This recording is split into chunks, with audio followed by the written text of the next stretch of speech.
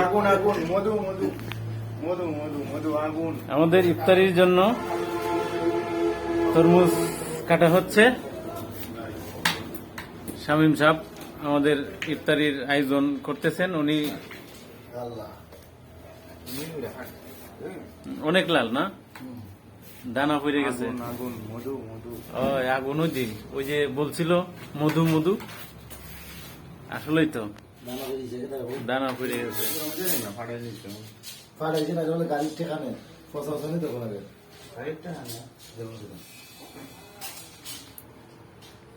প্রশাসনই দেখেন না কাকাটা নেই